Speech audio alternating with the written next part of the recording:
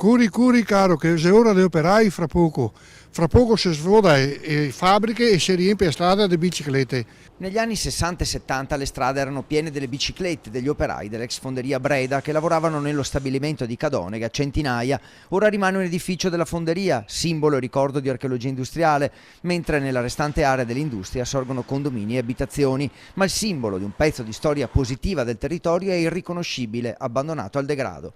Questa struttura che andrebbe recuperata, messa in sicurezza nella muratura storica, è adesso avvolta nel degrado. Si possono notare tutta una serie di immondizie, di rifiuti civili industriali, soprattutto anche tante bottiglie di plastica, erbaccioni all'interno dello spazio che stanno devastando appunto questa struttura.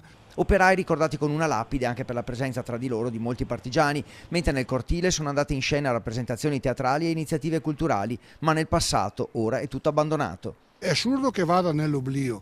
Allora molti cittadini sono indignati a vedere queste mura storiche che raccontano appunto la memoria di questi luoghi a volte nel degrado. L'appello alla politica è che quando si parla di grandi opere a volte si fanno opere impattanti che non servono a nulla nel territorio.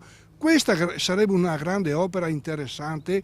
Questo edificio rappresenta l'occasione per tenere viva la memoria su un simbolo del passato industriale di Padova e del Veneto. I cittadini orgogliosi lo chiedono, l'amministrazione di Cadonega li ascolti.